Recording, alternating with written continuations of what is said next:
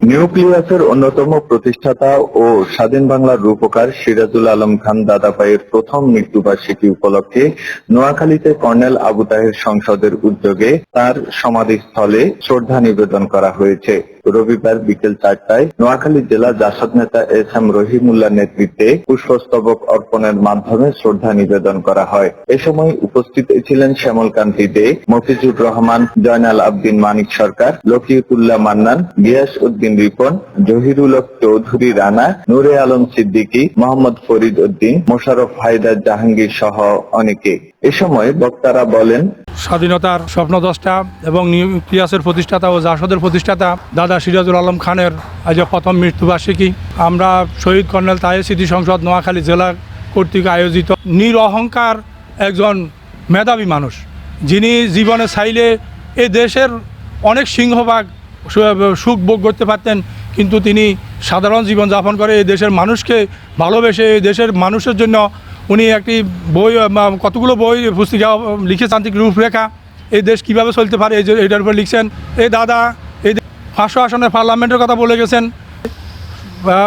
প্রদেশের কথা বলে গেছেন, জাতিকে একটি শোষণমুক্ত রাষ্ট্র গঠনের জন্য এই জাসদেরও প্রতিষ্ঠাতা তিনি প্রতিষ্ঠা করে গেছেন।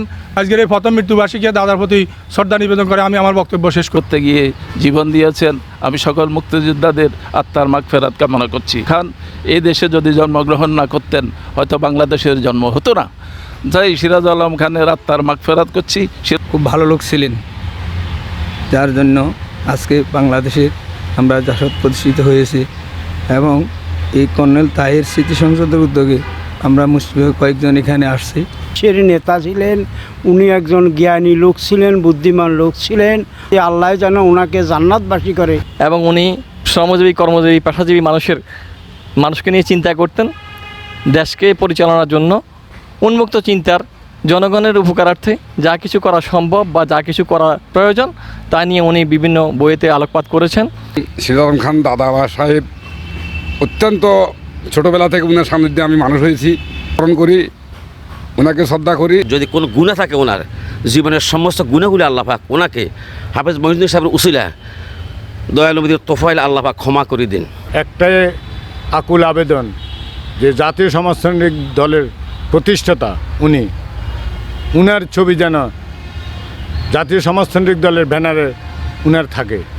কারণ আমার নেতা খান দাদা ওনাতা এই সে স্বাধীনতার রূপকার দাদা সিরাজুল আলম খানের পতারে উনার রুহের মাগফিরাত কামনা করে এই নিউক্লিয়াসের জন্মটাই ছিল সমাজতান্ত্রিক সমাজ ব্যবস্থা গড়ে তোলার জন্য, যার মধ্য দিয়ে আমার নেতা কমরেড আবু মাহবুব হক আমাকে বলেছিলেন, আমরা দেরাদুনে যখন আমাদের ট্রেনিংয়ে যাই, সিরাজ ভাই আমাদের কয়েকজনকে সেই আমাদের পতাকাটা